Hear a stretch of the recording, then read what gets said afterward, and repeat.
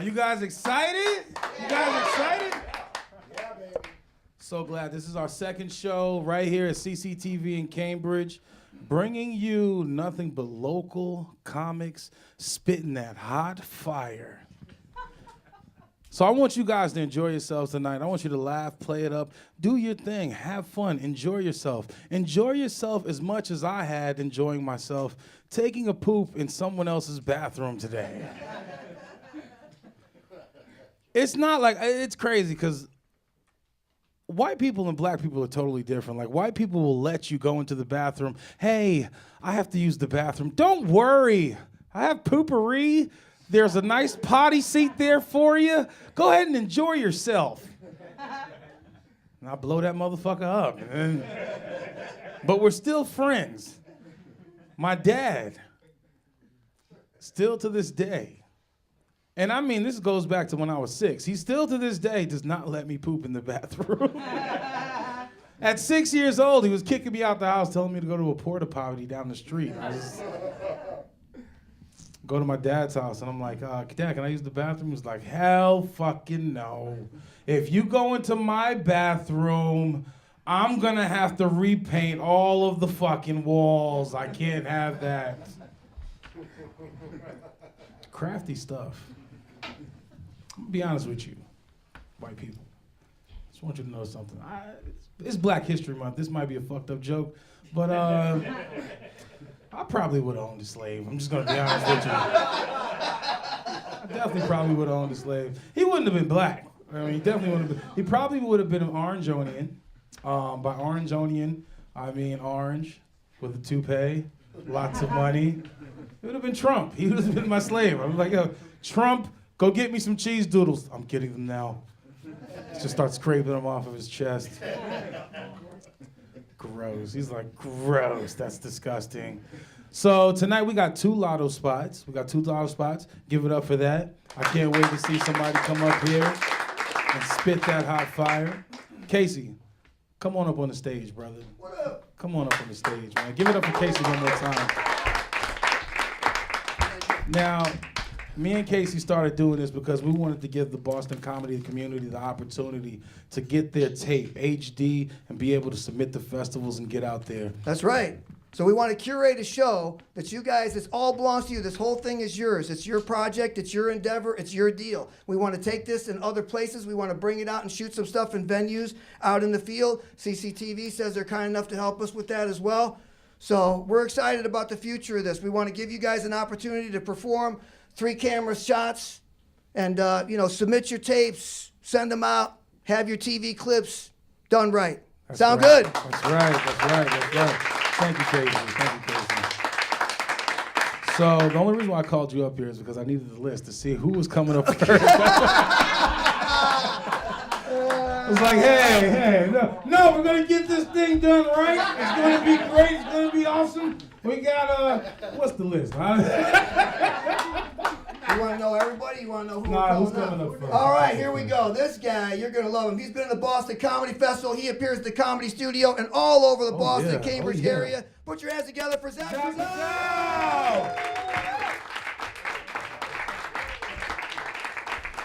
Thank you. My mother loves me. My mother's crazy about me, right? Mothers love their sons. We got any sons in the house? Couple of sons, loud and proud, right? I see a son over here all bundled up, a little cold without his mother's warm embrace. Your mother loves you, right? Another son told me my fly's down, so hold on.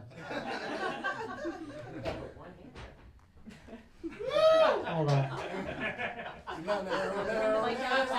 Yeah. All right, I'm starting over. My fly's down. I'm starting over. All right, ready?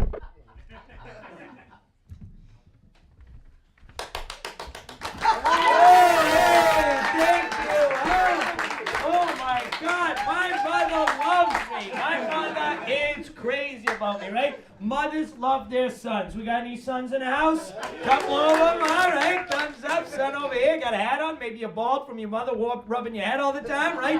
Your mother loves you. We got any other sons? Other sons, huh? Couple of sons over here. You're all bundled up, a little cold without your mother's warm embrace. Your mother loves you, right? We got any daughters in the house? Any daughters in the house? Couple of them, all right. Daughter right here. Your mother lukewarm about you. That's what I've noticed about the mother-daughter relationship, a bit tepid. But my mom has too much confidence in me. I'm talking to her the other day. I'm like, Ma, how crazy is this sexism stuff? I said, how crazy is it that for every dollar I make as a man, a lady only makes 77 cents? She said, that is crazy. You should be making $2. You handsome devil. I have an accent. Sometimes people ask me about the way I talk. They say, Zach, how do your parents speak? Where do they park their cars? Does your mother talk like you? Does your father talk like you? I say, look, my father was born in South Africa in a Portuguese-speaking household. So yes, he also has a completely fake Boston accent. I have no idea why I talk like this. I can't help it. I grew up in the most Irish town in all of America. My Spanish teacher, Senor O'Shaughnessy, was not a native speaker. He sang Shakira with a brogue. If we wanted to get a burrito in town, there was one option, Taqueria de O'Malley's. I wanted to go, I'd call up my best friend Patrick, he'd grab his younger brother Patrick, we'd get a ride from their loving mother Patrick. Very diverse community. I feel bad that I didn't join the military. I don't know if anyone was a troop. No? All right, thanks for your service, America. Yeah, no draft in here, right? Yeah. I feel bad I didn't join, you know? My uncle, my grandfather, my cousins are all in the military. My uncle served in the Gulf War, defended a Saudi Arabian port under imminent threat of chemical warfare. Had to take whatever pills every day. Crazy. Bravest thing I ever did, volunteer crowd control at a particularly rowdy Christian folk concert. I got to pick it up. He's defending freedoms. I'm just abusing freedoms, right? And I'm trying to think, why would I not serve in the military? Trump didn't. He had bone spurs, so he couldn't do it. I don't have any bone spurs. I could have done it, right? So I'm trying to think, why is it that I wouldn't serve in the military? Some people say they don't want to serve because they don't want to have to kill somebody. I don't think that was my problem. Right? I own one suit. It's from Primark. It costs $70. I've killed 18 people every time I wear that suit.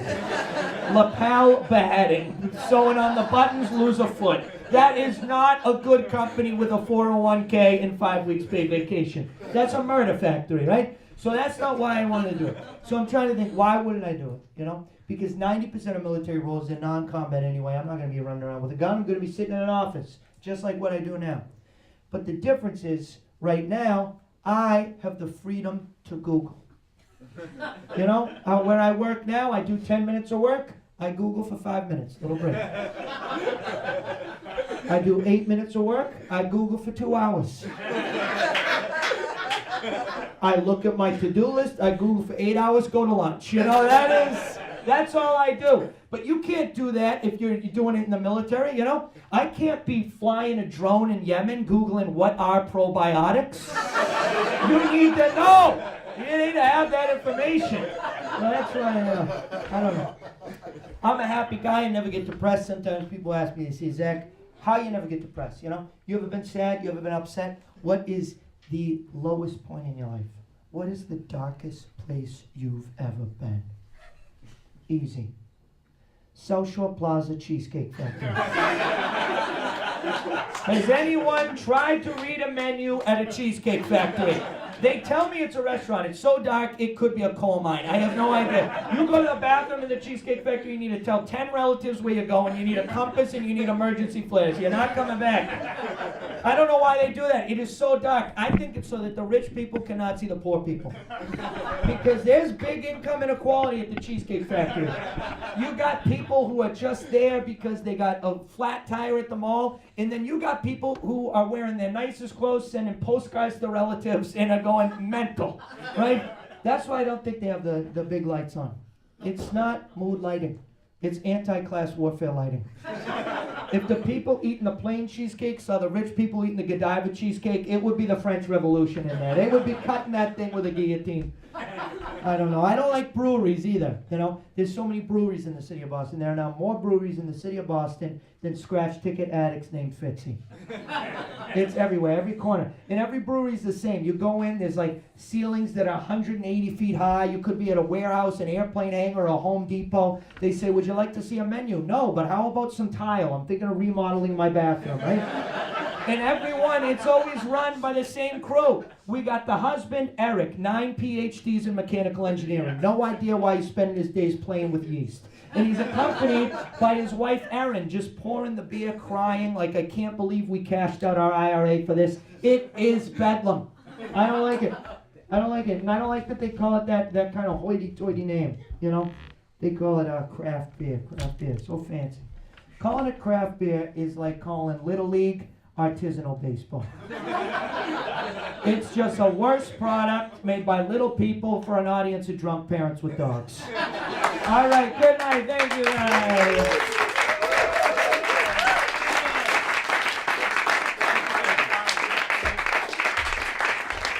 Give it up for Zach Brazao one more time, guys. I love Zach Brazao. When I first came here to Boston to do comedy, my first set, he was up before me at the Midway Cafe. And any sons in the house? Any sons? And he just killed the room, and I love that about him. I appreciate that so much. Thanks for coming through, Zach. Give it up for him one more time. This next guy coming up to the stage, he's been at the Poorhouse. He actually designed our logo work. Ooh, fancy schmancy. He designed the logo work for us. Give it up for Matt Bedell, ladies and gentlemen. What's up, guys? So has anyone here actually followed through with their New Year's resolutions at this point? Yeah, no, I didn't think so. I mean, I don't usually make them. This year I made one though, and it was just to have less shame. You know, like I want to be like not no shame. No shame is psychotic. I just want to be like on the shame meter. I want to be somewhere between that guy that microwaves leftover fish in the office microwave, fully aware that he is ruining the lunch experience of everyone else around him, and the guy that shares porn on Facebook. There's a sweet spot somewhere, and I'd like to find it. So I was watching Netflix recently. Netflix has this feature that a lot of people don't like. It's that feature where it's like if you watch for long enough, you get a pop-up and it says, "Are you still watching this?" A little passive-aggressive. I would even call it, it's definitely rhetorical, right? I don't think they're actually asking you at that point. But I think it actually needs to be, so the longer you watch, the more pop-ups you get. For instance, I love the Great British Bake Off. I could watch that for hours on end. And I think so, like, using myself as an example to show you how the system would work. So say I've been watching it for like 2 hours, and the first pop-up happens. "Are you still watching the Great British Bake Off?" I'm like, "Yes, I am." Click. And then 2 hours goes by, you get the next pop-up. "You can't possibly still be watching the Great British Bake Off, could you?" I'm like, "No, it's definitely possible because I am." Right? And then it's just like the third pop-up, like 3 hours later, it's just like, "Hey, why don't you go fucking bake something, you piece of shit?" Yeah, maybe if you turn this off and you put some time and energy into something that actually mattered, you'd be less of a failure. That is oddly specific, Netflix. I'm just sitting there all sad. I'm just like, now I'm depressed. No, Great British Bake Off always cheers me up. So I was reflecting on how dumb of a kid I was. I feel like we all do this, right? We remember something we said as a kid, and now it's kind of embarrassing. Like when I was a kid, I thought Viagra just made you better at tennis. Because of all the commercials where they take Viagra and play tennis, you know? And I was hanging out with my dad one day, and ESPN was on, and there was a tennis match on. And I'm sitting there, and I'm playing on my Game Boy, and my dad goes, "Wow, that guy is really good." And I look up for a second, I look back down at my Game Boy, and I'm just like, yeah, can you imagine how much Viagra that guy must take? God, and it's like the level of confidence you have as a kid when you say things is like ridiculous. Like I didn't say like, do you think it's because of the Viagra? I just went for it and I'm like, it must be so much Viagra. So I went on a date a while ago at this point, and the girl was really cool, super honest. She made it clear that she didn't want anything serious at all. She just wanted to hook up, and she was super specific when she said that she wanted me to choke her during sex. And I said, it's a little intense. I think we should get to know each other first, So we asked questions back and forth, and she asked me my favorite food. And I told her, and she goes, ooh, I don't like that. I said, okay, we have different tastes, that's fine. Then she said, well, what's your favorite movie? And I told her, and she goes, that movie's garbage. And I was like, aggressive choice of words there, but to each their own, And she goes, well, who's your favorite actor? And I said, I have a few, but Tom Hanks is always solid in everything he does. And she looked me dead in the eye, and she goes, I fucking hate Tom Hanks.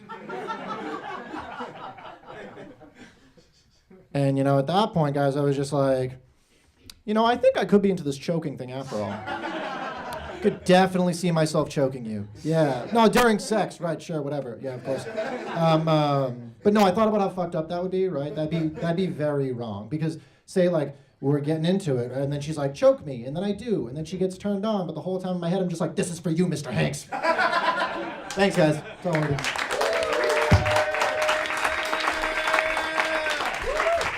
Give it up for Matt Brazao one more time, ladies and gentlemen.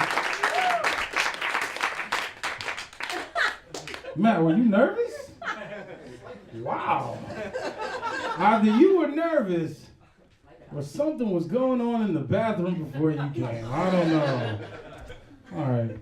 So as you guys know, we have lotto spots here at Cambridge Comedy Underground, and we already drew 2 names. But there might be a possibility for a third. The first of those lotto spots coming up right now. He is Jewish. He is great. He runs a room at the Greenbrier in Somerville. Sundays at 8 p.m. I got it. Because I'm on it. Give it up for Uri Chattel, ladies and gentlemen. That's right. My name is Uri, and I'm a Jew. We got any chosen people here at CCTV? Oh, shit. It's Old Testament hour at CCTV. Get out your Genesis. We're turning chapter 32. I am a Jew. I've noticed, though, lately, being Jewish in today's social climate, it's a lot like being white. That's all. We're just like you people. We're the same. We're the same. I was not born in the USA, though. I was born in Israel. And unlike most Jews of the world, I do not like the city of Jerusalem. I've been to Jerusalem many times. Jerusalem is my least favorite city I have ever been to, okay? And I've been to Worcester, Massachusetts. Twice. We got a martial art in Israel, Israeli martial art. It's called Krav Maga. You may have heard of it. Krav Maga, Israeli martial art. It's a Hebrew acronym. It stands for Combat Make America Great Again. You can learn it by enlisting in the infantry or a strip mall in Woburn. It's the same thing. You're gonna learn the same thing.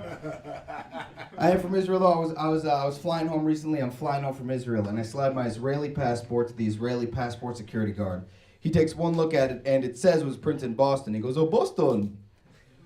Where do you live then? Brookline, Newton, maybe Needham?" You understand, right? I was half a world away. This cat just naming towns where the Jews roost in the greater Boston area. Just nuts. I'm like, all right, yeah, you got me. I grew up in Brookline. I swear to God, Israeli passport security, word for word, goes, "Oh, Brookline. I do not like it there. There are too many fucking Jews." Well, you do know my hometown, sir.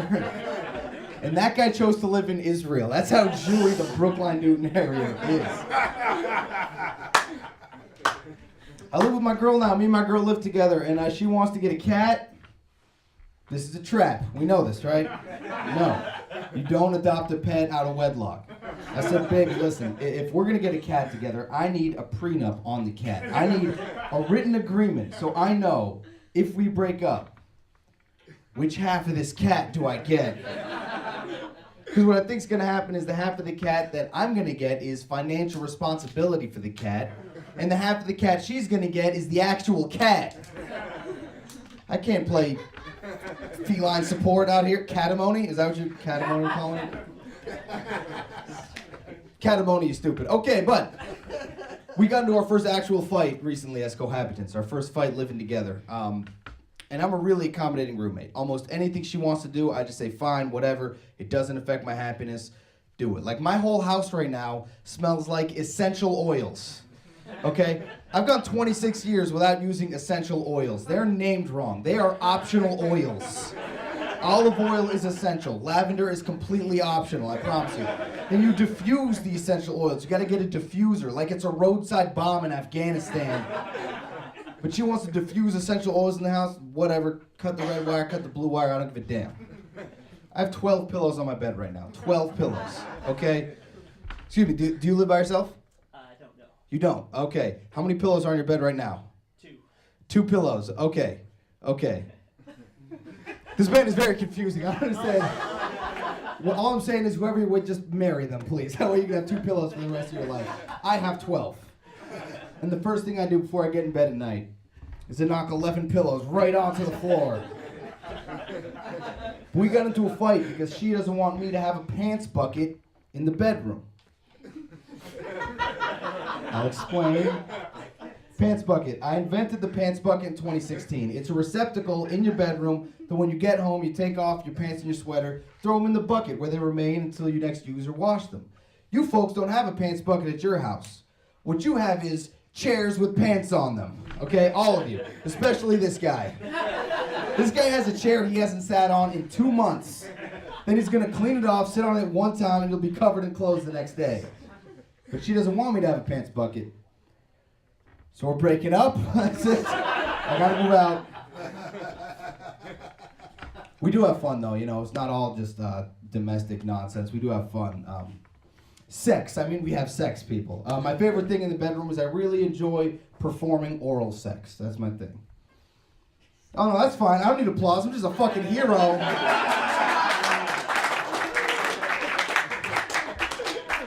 But my girlfriend, though, she does not return the favor. She won't return the favor. I know. She won't lick my ass.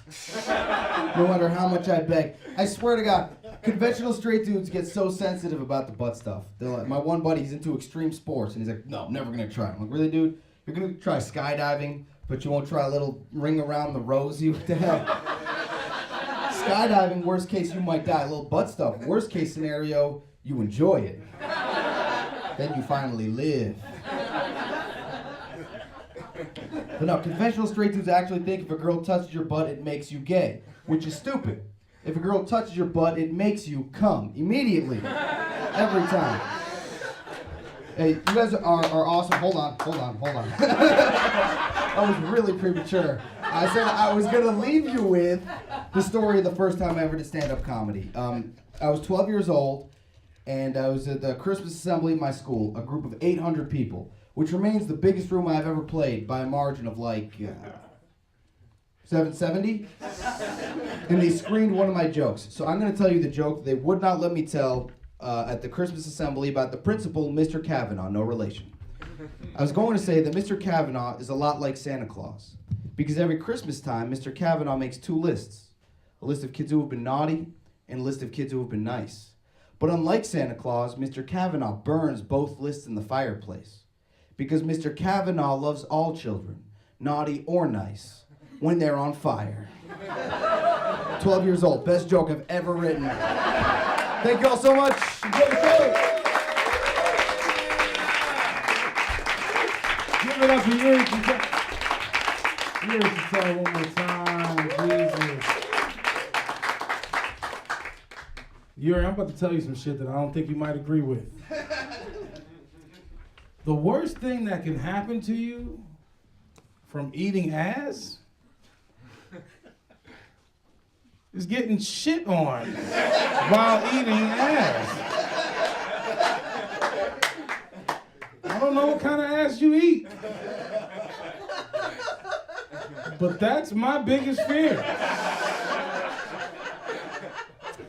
And if I'm going to be honest with you guys, because we're all family, I've reached my biggest fear. This next person conquers her fears. She's an amazing comic. She's going to be in Just for Laughs, I believe. She has the audition coming up, right? Audition, yes. Yes, audition coming up for Just for Laughs. And she's one of Boston's own. I hope she makes it.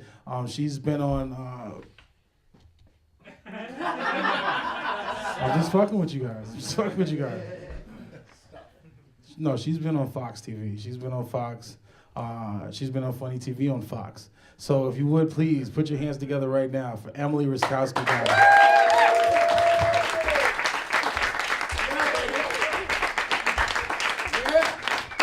Hi, guys.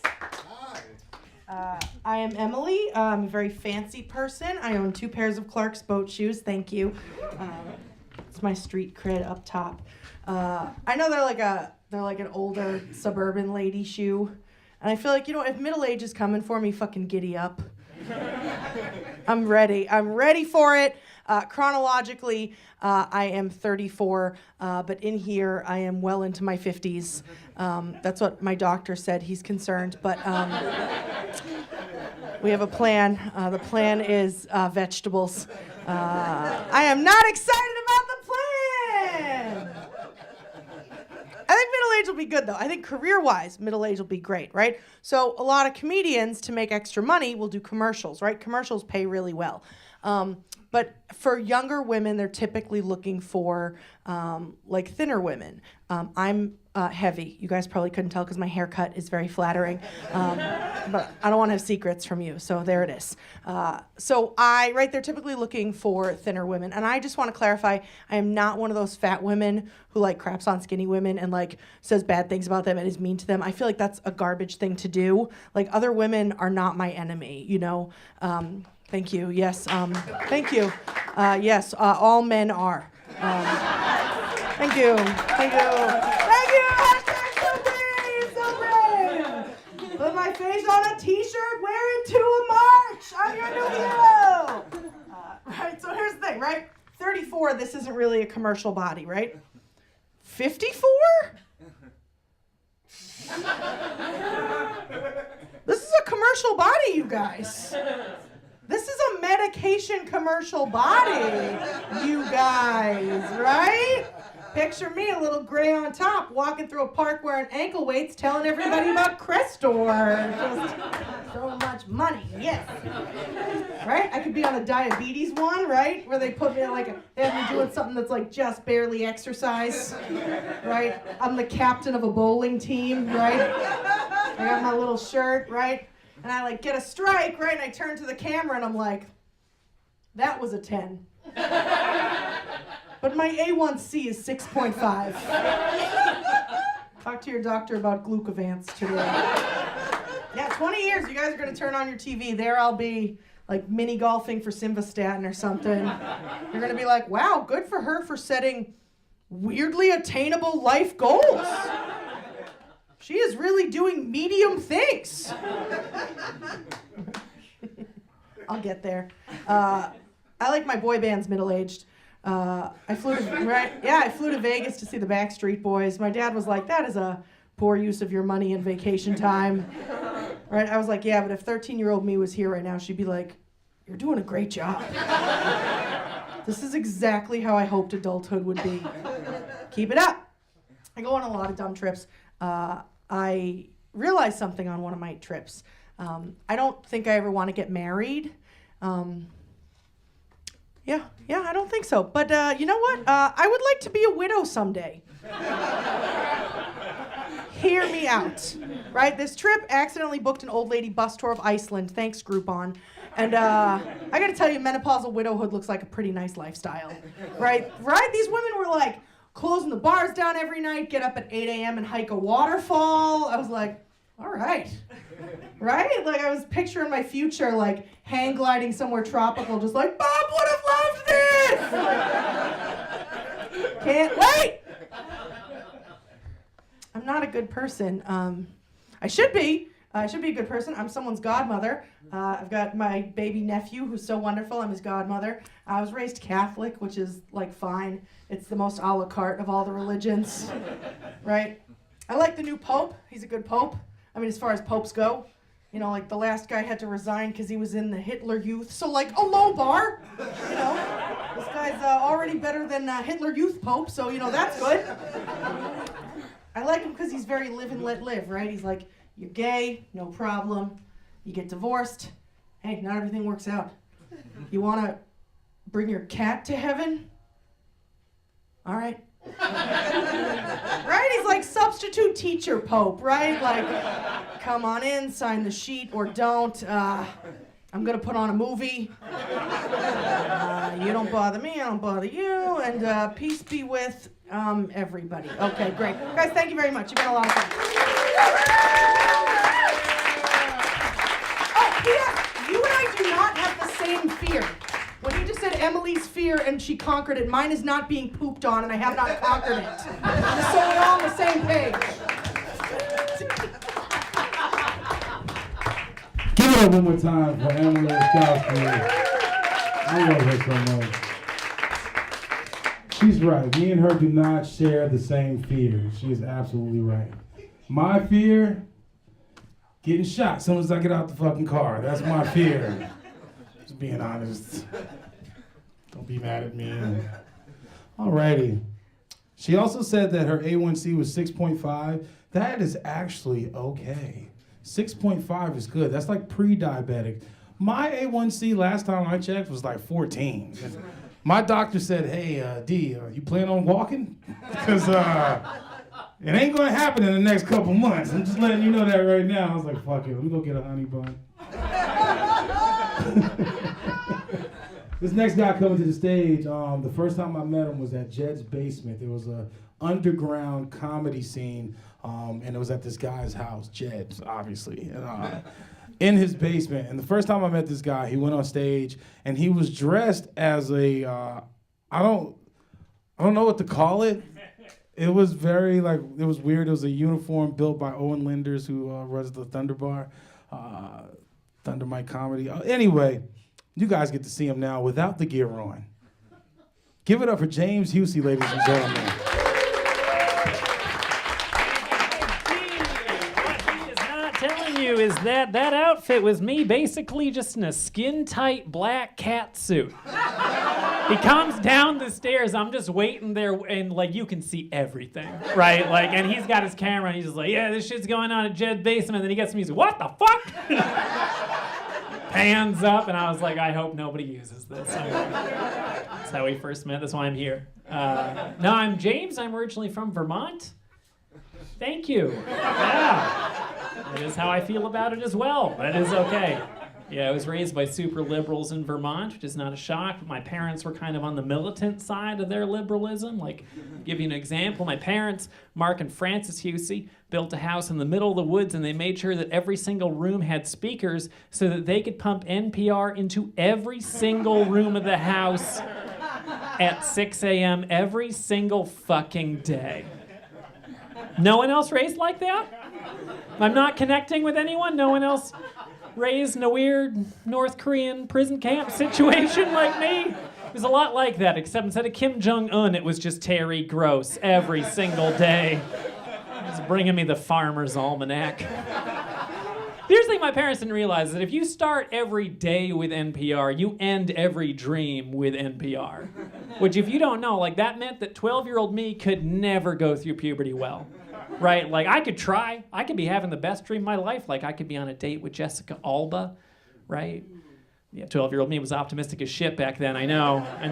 For some reason, we'd always be on a date at a water park. Like 12-year-old me did not know what was going on. Like my subconscious was like a bad improv show, right? Where it was just like, beautiful woman, Jessica Alba, romantic location, Six Flags, yeah, let's fuck. But the days would always be going super well, right? Like we'd be laughing, and I'd be splashing her, but not in the face, because I'm a gentleman, right? Right? She'd get hungry, I'd buy her ice cream with my lawn mowing money. It was cute, little grass-stained ones, adorable, right? But the dream would always end the same way. We'd be like walking, and our conversation would just trail off, and we'd look at each other in our eyes, and it'd be love. And then Jessica Alba would always get real close to my face. She'd just lean in every day, and she'd just go, 14 dead today in Gaza as a car bomb has exploded. More on that in just a minute. I'm Terrence Witherspoon. The time is 6 a.m. And I just wake up and go to middle school. Every day for me, just an angry kid walking around. People are like, what the hell's wrong with James? Like, I don't know, think about a car bomb. His family's fucked. Oh, one more thing. I saw something dark. I saw something fucked up at a JP Licks recently. For those of you who don't know, it's an ice cream shop where dark shit should not be going down. But I was at one, and it didn't look dark on the outside. It got darker. What happened? We were in line, right? It was this long line, and there's this mom and this kid ahead of me, and the kid is just running around punching stuff, going, "I'm mommy's strong man." Right? It's adorable, but he was punching people. He was just everyone in line. "I'm mommy's strong man. I'm mommy's strong man." Right? And this is what the mom's doing. This is what made me mad. The mom's just standing there going, "Aiden, Aiden, Aiden. Aiden Jeffrey." Aiden does just not give a fuck. Aiden is just, "I'm not a strong man." Just everybody in line, right? He's coming up to me. I see him. I'm just like, "Oh, don't you dare, Aiden. Don't you come back and hit me. I'll cry. Please do not do that." Right? Comes back, punches me in the leg, goes, "I'm mommy's strong man." And so I lost my shit. I did. Looked Aiden's mom right in the eye, and I just went, because that is the extent of me confronting anyone. You get a passive-aggressive noise, and then we're good, right? Aiden's mom, like, she got it. She started freaking out. She was like, "Aiden, did you just hit that man? Aiden, go over that railing right now." And so Aiden goes over this little railing, right, in front of the entire shop. She just goes, "Do a pull-up." Yeah, in my head, I was just like, like, what? This is taking a weird turn. All right, let's see what happens, right? So Aiden, he tries, he just gives up, he drops down, he's like, "I can't do it, Mama." And in front of everyone, she then goes, "Well, then I guess you're not mommy's strong man after all." And just turned around like little frosty bitch that she is, just turned around, right? Aiden's crying, like everyone in line's like, "Oh, we wanted ice cream, now we want child services." Right? And here's the most fucked up part. There were 4 people ahead of Aiden's mom, right? She waited for all of them to go up. She goes up, gets ice cream for herself, sits down and makes the little bastard watch as she eats it. Yeah, I saw that. I was like, okay, touche Aiden's mom. At the same time, though, you just wrote the backstory for a serial killer. Right, because you know in like 10 years bodies are going to start showing up at that JP Licks and the cops aren't going to know why. Right, he's walking around confused and hungry, just, "Oh, it's another Mother's Day murder." How? We have some leads. We think it might be related to the writing on the bathroom wall in blood that says, "I'm mommy's strong man now." If the killer is watching, we have a message for you. That is all. Guys, my name is CCTV. Let's get back to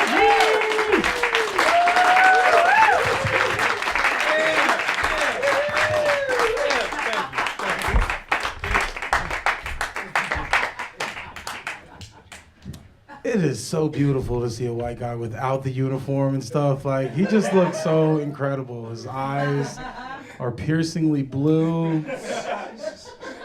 Like, I just look at him and I'm like, damn, that's good credit. That's good credit right there. Me, on the other hand, this is dollar store credit. But fooled you guys, I got good credit too. Shit, I got good credit too. I do. He laughed. He's like, right! No way at all. I seen you get off the tee. Alrighty, we're gonna keep this party going. The next guy coming to the stage, I am very intimate. I mean,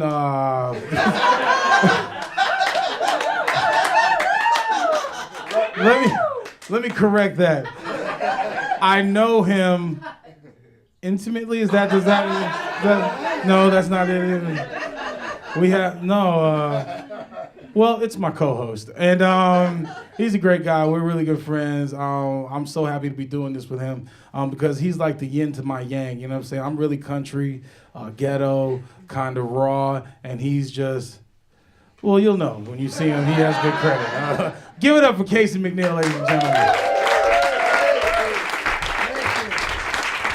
My intimate friend, Big D Hullum. Give him a hand.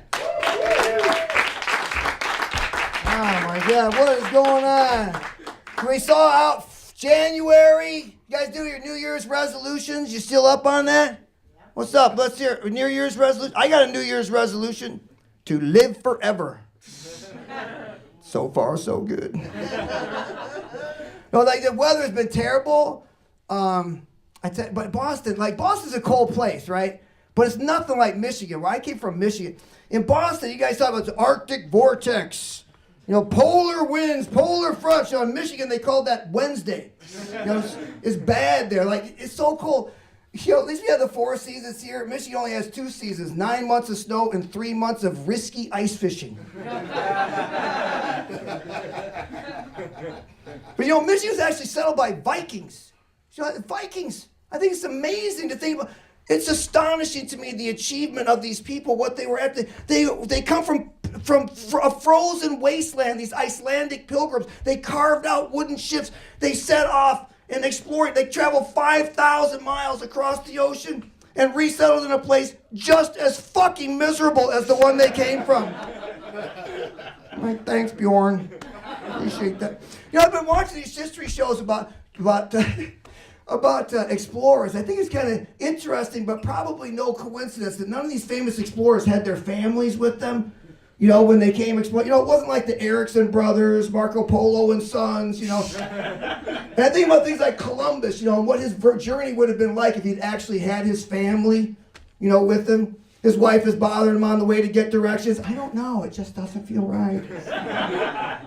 The kids are on the deck like, are we there yet? Are we there yet? Cole's like, I'll turn this thing around, I'm not kidding. And you think history looks unfavorably on Columbus? Imagine the beating he would have taken from his wife after they finally got here. I told you this wasn't India. I told you.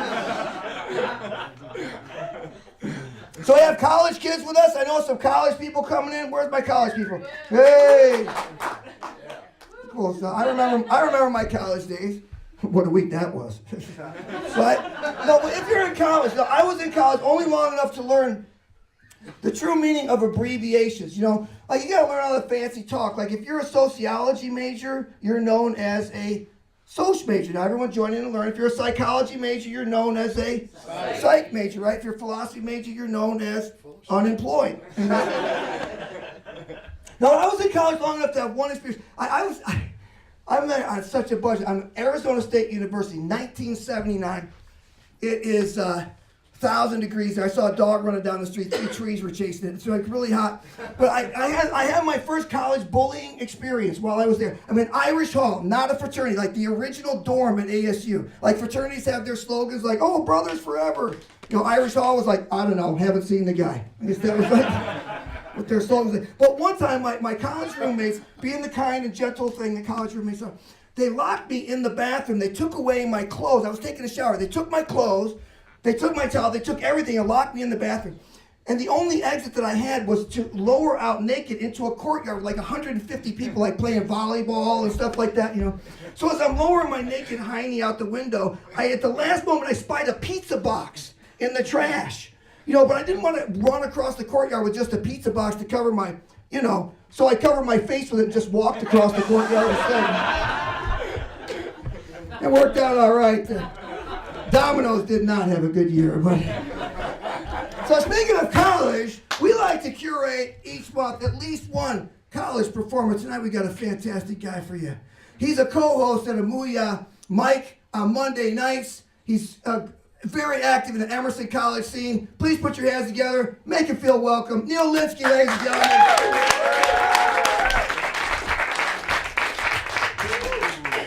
Oh, how you doing, guys? That was just not gonna move. All right. Okay. Good to see you guys. How you doing? Good? Yeah. Nice. I'm not doing great. I'm kind of sick. I've been kind of obsessed with my appearance recently. Just because I get like mixed signals. Like I was talking to a girl at a party recently. Thank you very much. And she said, she was like, you're cute, but in like a psychopath kind of way. And I didn't get mad because I totally agree with her. Like, if I saw my photo on the news and they were like, this guy's a murderer, get him, I'd be like, absolutely, go look at that guy. Yeah. I figured it out recently. I look like I just got leprosy. which I don't know what leprosy is, but I know that's spot on. I know none of you would be surprised if I was dead in 5 years. Like, oh, that torture victim made it to 25? Oh, good for him. You might be surprised if I made it that long. Yeah. I work at a YMCA, which is weird because I have cerebral palsy. Basically, if you don't know what that means if someone tells me to exercise, I can call them a racist. I have a lot of fun doing that. Yeah, the YMCA is kind of in a weird area. There's a lot of like drugs around, and we just had to stop giving away free towels at the Y. And it turns out the only thing meth addicts like more than meth is the YMCA's free towels. This guy ran in and he was like, "Give me a free towel," and I was like, "Sorry, sir, policy change." And then he just leaned in and he went, "I'm gonna kill you one day." I was like, "Joke's on you, man. I've wanted to kill myself for years." If you do that, you're just fulfilling a lifelong dream of mine. Yeah. My friend found out I work at the YMCA, and he was like, "Oh, that's so great. Are you a personal trainer?" Yeah, that is ridiculous. If you can't, one, look at me. I should not be a personal trainer. Also, I have cerebral palsy. If you show up at the YMCA and I'm your personal trainer, sue the YMCA. You deserve so much money if they send Neill Lynskey to teach you how to build muscle. I think if I lifted weights, I'd just snap in half. Yeah, I have a twin brother, which is kind of weird. One time, a priest found out I had a twin brother, and he just genuinely said, "Why would God make two of you?" It's on him, I don't know. But yeah, my brother and I are really different. Example, one time we were on a cruise when we were 17 with our family, not just like on a cruise, it's 17-year-olds. And he had sex on the cruise. He got laid for the first time. And something similar, but different happened to me. I got so stressed out from being on a ship with my family that long that I didn't take a shit for 4 weeks. Now keep in mind, the cruise was 1 week, but the stress was so great that it carried over into my land life and clogged up the whole system. So just to recap, my brother had sex on a ship, like Leonardo DiCaprio in Titanic, and I had to go to the emergency room to get an enema.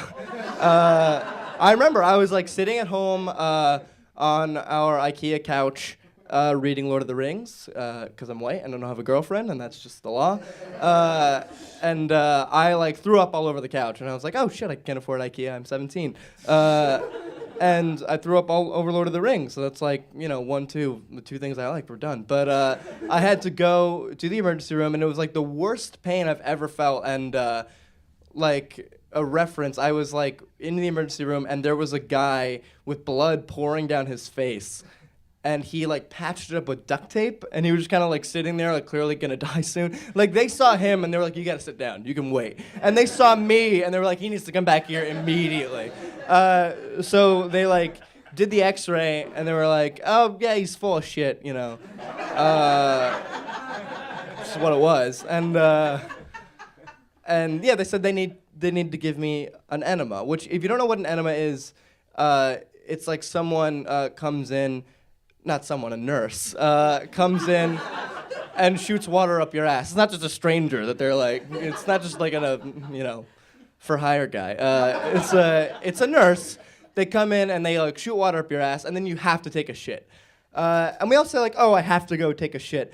But with an enema, you have to take a shit, or it feels like your organs are just gonna break through your taint or whatever. So they put me in this room and they give me the enema, and immediately after they're like, "Oh, we couldn't get you a room with a bathroom. So what we're gonna do here is we have your mom down the hall guarding the bathroom." And I love my mom, but she's a 4'11" substitute teacher. She can't guard the and they said, "So we're gonna put the enema in. You're gonna wait 5 minutes, and then you're gonna run down the hallway." Once again, I have cerebral palsy. There's a piece of paper that says, "Hey, don't make this kid run anywhere. And then doctors put me in a situation where if I didn't run, I was gonna shit all over the floor. And I was in one of those gowns that had the open back, and I had nothing behind. So, you know, if this train is coming, it's crashing, you know? So they're like, oh, and also there's like a door in the way, and we just mop, so it's all slippery. So good luck. So now I'm on Ninja Warrior, and I made it. And I got to the bathroom, and I just kind of like farted. And it wasn't even like a grand victory. It was just kind of like a, you know, it was one of those. And I was like, all right, I guess I'm just going to be full of shit for the rest of my life, whatever. And then I looked in the toilet, and there was a brick. It didn't come out of me. There's no way. It was like from the gods. It had right angles. It was amazing. You know, and that cleared it up. But, yeah. The point of the story is just that my brother and I are very different. You know. Thank you very much, guys.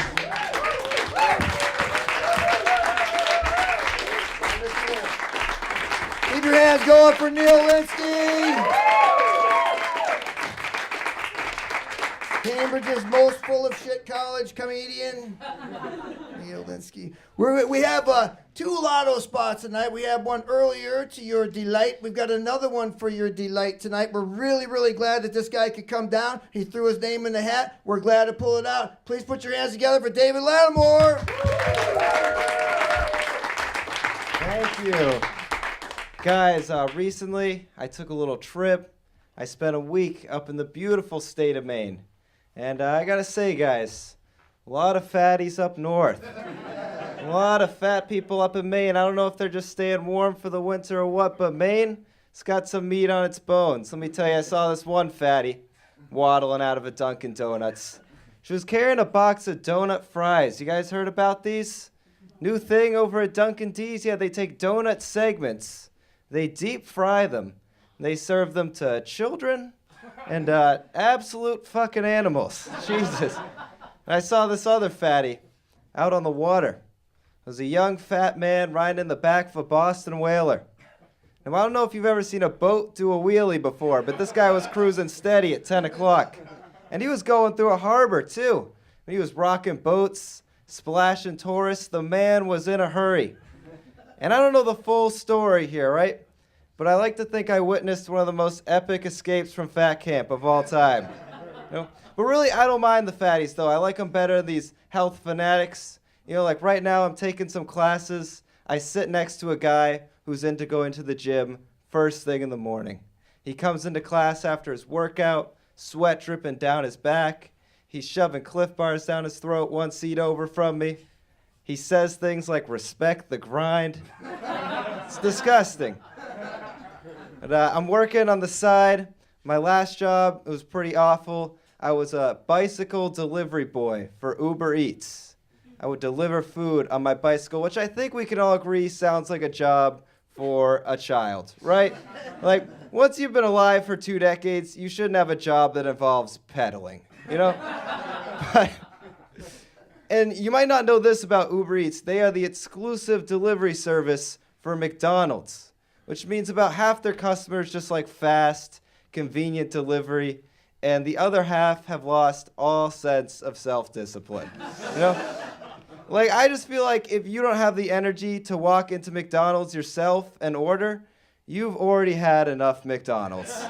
You've had your fair share. If you need a Big Mac meal deal delivered to your door, it should be delivered by a therapist. You should get the help with the burger.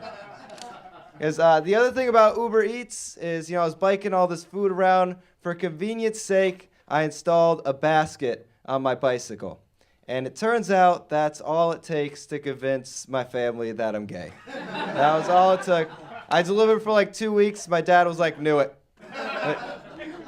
But you gotta understand that, right? My dad, he's like 60 years old, He doesn't know about Grindr and Gucci belts. To him, having a bicycle basket and working for an app, probably 2 of the gayest things you can do.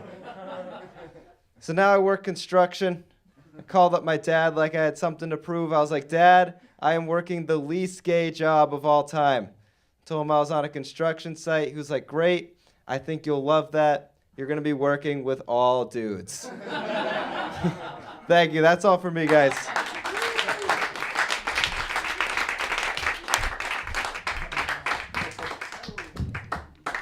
Maybe a lot more. Let them feel it. Oh, we are so thrilled tonight to have this next comic joining us. He's a regular at Improv Boston. He has an album on Spotify. What's it called, Drew? The guy that ate the food. The guy that ate the food. He's the best. Justin P. Drew. Oh, hi, everybody. Oh, man. Hey, everybody. I'm a fat person from Maine. I had to follow a guy who hates me. Pretty big of you to be slagging on the fatties, David. You look like you have too many chromosomes to join a boy band. You look like you get rejection letters from gay porn. Like, leave my people alone! Have you guys ever been too high to do comedy right now? Has that ever happened to you guys? Have you guys ever been smoking weed in Central Square 20 minutes ago? And all of a sudden you look up and you're on stage right now, just feeling hatred. Okay. How we doing? Make some noise if you're here to support a comedian on the show tonight. You should convince them to quit. We need less people. I should quit comedy. You guys, I've been doing comedy for 9 years. And yesterday, I bought a McChicken with dimes. I should quit. Oh, man. Here's a little bit more about me. I had this really terrible breakup a couple years ago. Really terrible breakup. And not gonna lie, ever since then, I have been crushing it with the ladies. I've been absolutely smashing it with the ladies. You guys know why, right? You guys know why? It's because I have a gorgeous fat face. Right? Yeah. I'm a beautiful fat man. Can we all get on board with this concept? Yeah. I'm a gorgeous fat man. I am a fat 9. I am almost as good as a fat guy can get. It's true, I've done the research. It's me, then it's John Candy, and John Candy's dead. I'm John Candy now. Everybody bow down to your new John Candy. I went into singledom with like a burst of self-esteem because as me and my ex were breaking up, I swear to God this happened. As me and my ex were breaking up, she just looked at me. She looked at me dead in the eye, and just halfway through our like big climactic, traumatic, just finale breakup, she just looks at me and she just yells, "Do you think you can do whatever you want just because you're cute?" And I said, "Now I do. Now I totally do. Thank you for empowering me. I feel like a Trump supporter." Ooh. Ooh. Cable access TV in Cambridge has some feelings about that one. I don't care what side of the political spectrum you're on, if you're Republican, if you're Democrat. If you're in here, though, you're a liberal. Like, you're watching like a free comedy show in like a do-it-yourself TV station. Like, I don't care what your voter registration says. As you walk through those doors, it changed. I feel like, regardless of what side of the coin you're on, I feel like we can all agree on at least one thing, and that it's a terrifying time to be alive, right? It's horrifying.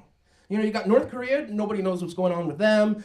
Nazis are back, school shootings. You guys, I haven't been this nervous since I got tested for STDs and diabetes on the same day. That was a scary goddamn day. Now, I'm a pretty liberal guy. I'm fairly liberal. But I feel like part of like kind of closing the divide in this country, I think we got to start compromising, and we just got to start agreeing with each other, even if we don't necessarily agree with it. And I'm going to start. I have a point of view that a lot of people can consider conservative. I'm going to share it with you, and it might be controversial. I think Hillary Clinton should be in jail. Ooh. You can feel the buttholes clenching. Just clench, clench, clench. And hear me out, guys. Hear me out. Because I don't think she should be in jail for any of the conservative reasons. You guys know the conservative reasons, right? You know, Benghazi, or her emails, or the fact that she's a woman that doesn't know her place. You guys know the conservative reasons. Those are the conservative reasons. I just think, and hear me out, I just think that it should be a law on the books. It should be a law that if you join into an election, if you enter into an election in the United States of America and your opponent is Donald Trump and you lose that election, you should die in prison. Just take him away. Like, how did you lose that? How did you lose that, Hillary? That's like losing to a game of darts with Stevie Wonder. Like, Stevie at least made them into the circle, Hillary. Hillary Clinton's darts couldn't hit Michigan. Hillary Clinton's darts completely missed Florida. Hashtag trigger warning. I think that should be true of the previous election. I also think it should be a law in the books for the next election. I feel like any Democrat that runs for president this time around should go into it full well knowing that they will go to jail if Donald Trump beats them. And it's gonna be a great law, right? Because it's gonna get rid of all like the really shitty, like middle of the road Democrats. They only want the political points, they don't care about us. And it's only gonna be Bernie Sanders. Because that dude's like, well, I'm gonna be dead on Inauguration Day regardless, so kamikaze mission for my people. You guys, I'm Justin Beecher, thank you guys very much. Keep your hands going for Justin Beecher. How we doing? Having a good time? Yeah! We're going to keep this Laugh Fest going with this next guy. Tell you can see him as a regular at the Comedy Studio. He's auditioning at Laugh Boston for the Just for Laughs Festival in Montreal. One of my favorite comics on earth. Put your hands together for Liam McGurk.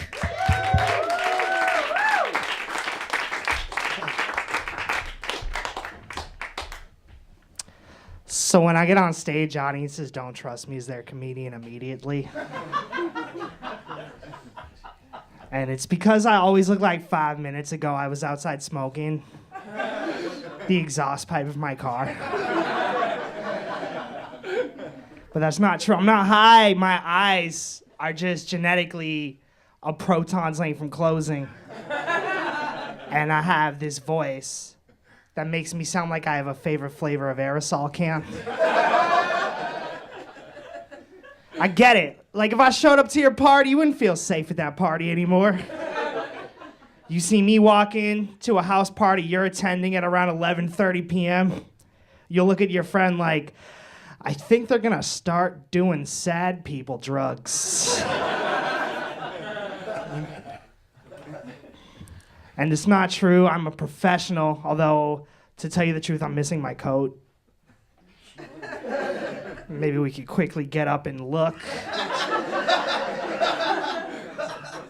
That's okay. I'm Irish. Anybody Irish? You feel it? I don't feel anything. I feel like being Irish is like being gay. Everyone is probably. If you were really so inclined to research. I don't feel Irish. The only time I feel Irish pride is when I look at the mascot for the Notre Dame Fighting Irish. Because other teams are named after ferocious animals or brave warriors. And their mascot is clearly a small, drunk Irish man.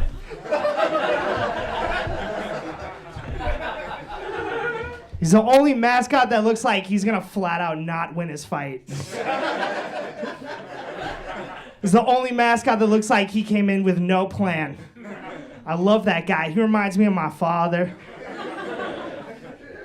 They're both small, drunk Irish men that fight college kids on weekends. And I love that team name too, because in 2019, there's never going to be another team that's named adjective plus nationality. Yeah, in 2019, there's just not going to be another college that holds a press conference where they say, introducing your Northeastern sneaky Russians. And the mascot comes out and it's a 14-year-old with a headset on.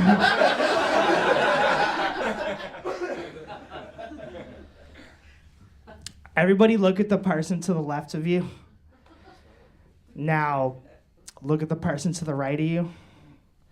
Okay, so, statistically speaking, one of you has my fucking coat.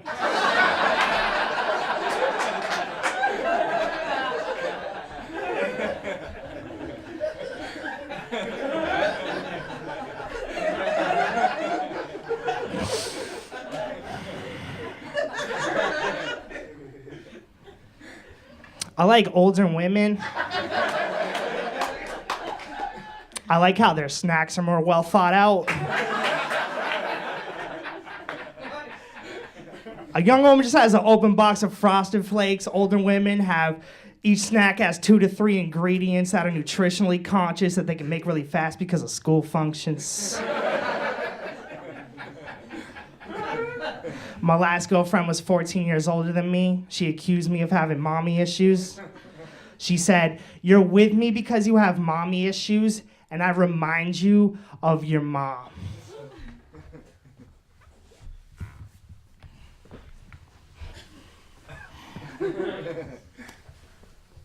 It pissed me off she thought she was as attractive as my mom.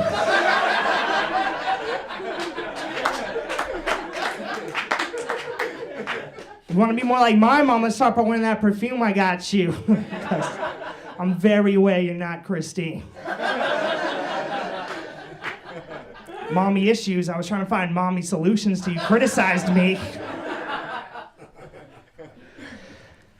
Sometimes older members of the audience look at me with disdain because I always remind them of the shittiest boyfriend their daughter's ever gone out with.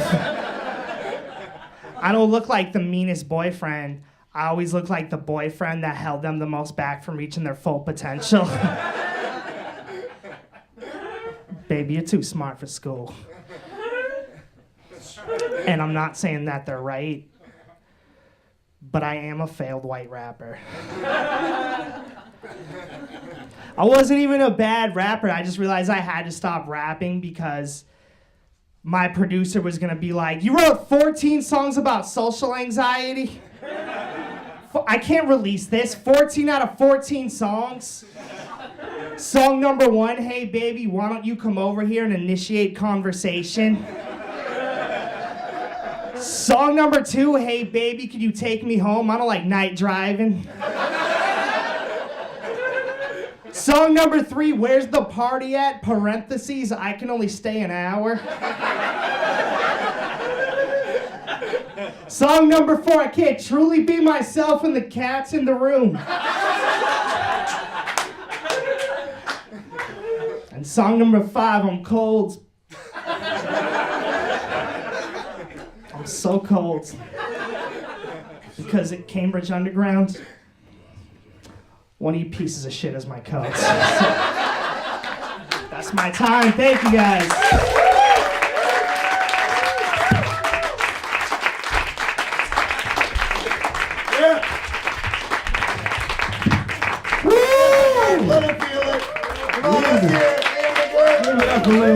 We got that fire tonight. Somebody better fire this fucking coat. I know that much. Jesus. So this is the part of the night where we wind down, listen to jazz, get comfortable. You remember that scene in the Cosby Show when? Never mind. I was about to say, like, we just gonna listen to jazz. I'm gonna slice up an apple and try to feed it to you. No go. This is the part of the night where we come up with our headliner, our final comedian of the evening. You guys don't know who she is just yet, but she's in the crowd. A Boston. This legend. camera has been capturing her all night. Yo, you didn't know? There was a camera on every comic's ass. That's what you go on. It's like everybody got it. When Justin P. Drew was up here, I was like, oh, this is perfect. This is good. This is the wide shot. I love it. But no, she's been here the whole time. This next comedian coming up to the stage, she runs a great storytelling show called Shaves at her house, which is pretty fucking dope. It's like a curated museum. I don't know if you've ever been, for jazz too. I love the music, everything's, that's why I referenced the jazz. What else does she do, Liam? I mean, I said Liam because I'm still thinking about that fucking coat. Find Liam McGurk's coat! She runs a great room at Midway Cafe. It's right in Jamaica awesome, Plain. Awesome. On Sundays, if you ever want to come out and try to tell some jokes, if you think you have the nuts to be funny, if you think you have the cajones, you should come down to Midway Cafe. She'll even let you do a song. She'll let you do spoken word. But there is one rule at the Midway Cafe. You can't shit on stage. That's the one rule that's been solidified since I've started comedy. You can't do that on stage. But let's bring up our headliner for the evening. Angela Sawyer. Get it up for her.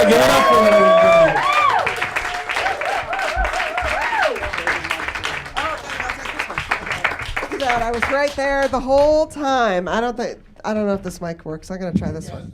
We'll try this one. They both work. I'll double hand it. That's fine. It's fine. I will double hand it. I don't mind. Hi, it's nice to meet you. It's very nice to meet you. Hello. I am a frumpy, artsy, frump sort of lady. We're in Cambridge. You know what it is. You know what's going on. You're very clear on that. You know why I look like I'm wearing drapes. Yeah, you got it. We're clear on it. We've been here. I have all the things that I need to be here in Cambridge, where I am a lot. I have the scraggly bird's nest up on the top. In the middle, silhouette of a Tennessee deputy. Real essential. And then on the bottom, just great big childless mystery. No one knows what's going on down there. Most days I keep that covered up in as much denim as humanly possible. I own 3 pairs of jeans that come up so high, they hit the back of my bra strap. That is a real thing that can happen to you when you're a middle-aged lady. It's true. I am an overweight lady. I'm out and stout. Thank you. Thank you very much. We're here. We're spheres. Get fucking used to it. Get fucking used to it. Slug life chose me. That's what I'm saying. Basically, I like being fat, actually. I think it's nice. There's a lot of good things about it. Shallow people ignore you. That's very nice. Makes life easier. You eat all the pepperoni you want. Great buffet everywhere you go. Real easy. And like you don't look good in yoga pants, but you have a vagina that's like real truck tough, you know, like, you know? Like I can turn to the left and fell a tree with a rope in there, you know? Just like, it's real easy. Super simple. Works good. I bought a Christmas present this year, and I went to Macy's to get it. It's not, you can see me with your face. I look like a librarian that ate some other librarians. Macy's is not my store. It's a fine store. It's not my store. But I had to get this present, so I went in there, and it is fucked up in there. They're like, they don't have a front anymore. There's just like a lot of little counters facing different directions. And like, no, there's a lady in there just yelling at people. I hope she worked for the store. She's just, every woman that comes down, she's just yelling at her, just like, you're beautiful. You're beautiful. You're so, every woman has a favorite part of their body. She looks me straight in the eye. She's like, what's your favorite part of your body? I'm like, I'm so sorry, it's the vagina. I'm so sorry. It is the hottest part and also my very favorite. And you can't you can't put that on a dating app. Why not, gentlemen? Because you won't get the results you desire. You will not. You will not get them. I have lived in Boston a very long time. I'm almost 50, which is why I dress my body like it's a magician's table, just like a lot of weird cloth hanging everywhere, you know. So I've lived in Boston a long time, and most of the time that I've lived here, I've wondered when I was going to feel like a real Bostonian, you know. I've lived here like more than 25 years, and it took about 23 before it finally happened. A couple summers ago, I was driving to work. I was super late, so I was speeding very badly. And this guy he's speeding even worse, cuts me off, almost kills us both. So I followed him. For like 70 minutes, you know, like nothing serious. It was fine. I am a middle-aged white lady, so I did not get fired. It was fine. It was totally easy.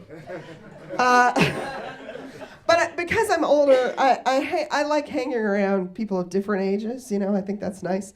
And I talk to a lot of younger people, especially dudes, who will be like, I'm getting older.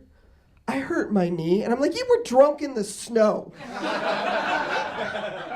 You don't know what. That's my personal purveyance. You don't get to.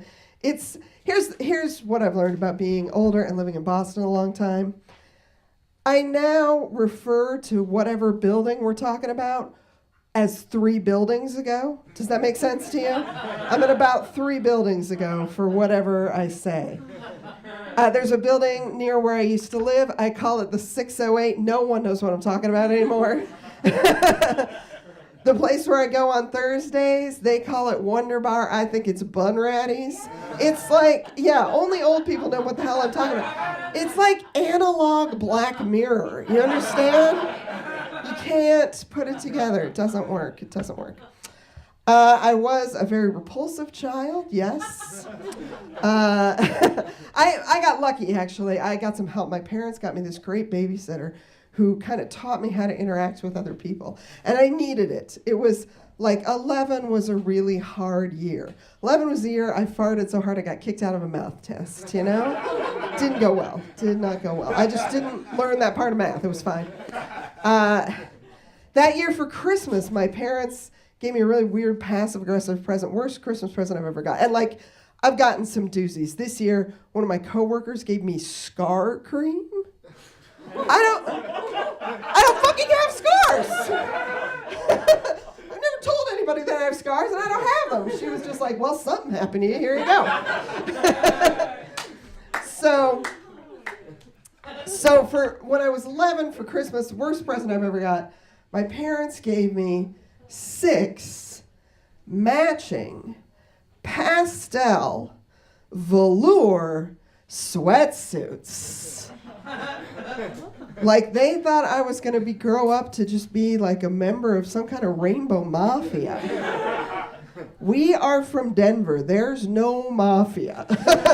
We are waspy. I think they thought I was just going to grow up and like live on a cruise, make a living as a Scrabble gigolo, you know? I don't know what they thought. It was weird. I asked I gave my mom a look and she's like, they have a V-neck. And I'm like, that's not a reason why you do that to a child. It's not a reason. Anyway, they got me the babysitter, and that went way better. Her first lesson to me was what gaydar is.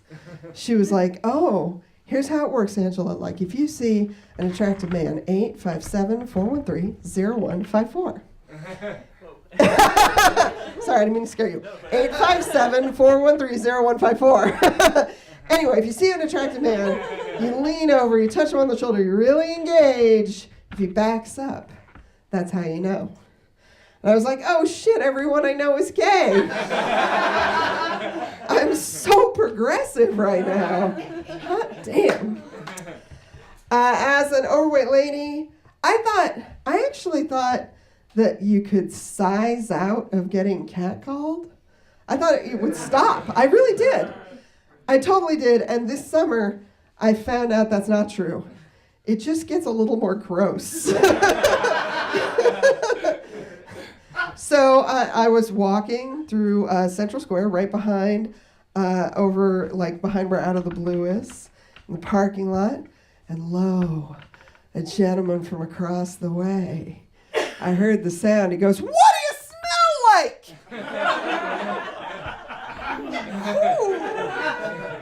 I was like, "Duh, Domino's." That is just cheese and sugar mixed together. It's the fat man's perfume. Come get it. You know, come and get it. We're going on a date later, that's for sure. All right, so I have a favorite kind of feminist. I'll tell you this and then I'll get out of here. My very favorite kind of feminist is a drunk girl feminist. Have you met them? Oh, you have? Yes, they're hilarious. They're amazing. I love a drunk girl feminist. My favorite that I've ever seen, Big D mentioned the Midway. I was at the Midway late one night, closing time. 2 drunk girls, they just became instant best friends. They're holding one girl's phone together, and their heads are touching, and they're just like swaying a little in a circle. And the girl who owns the phone goes, "This guy, he wants to take me on a date in the woods." Yeah, terrifying. The other girl, perfect, super supportive, excellent drunk feminist. She's like, "Girl, you go on that date. You could be the murderer on that date." Fucking amazing. You guys are wonderful. Thank you so much.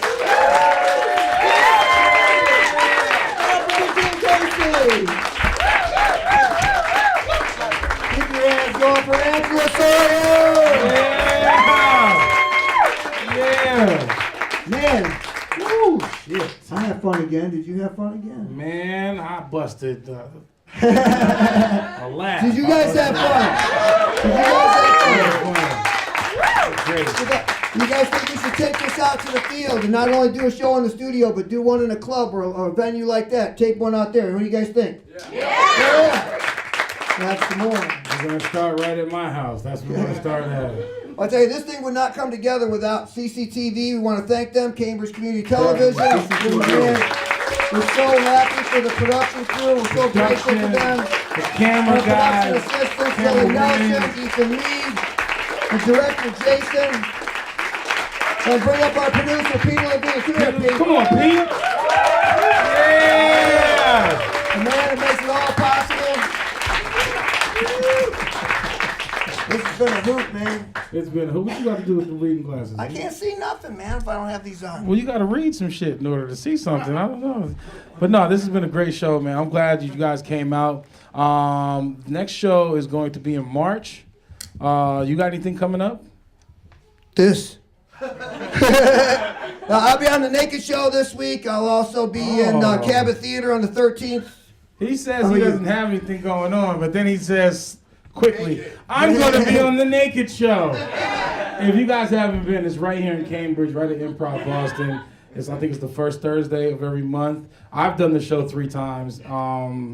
They just kept calling me back. Which surprises no one. Right. And, you know, the good thing about the Naked Show is that I don't feel ashamed about my body, you know, because my jokes are the ones that bomb.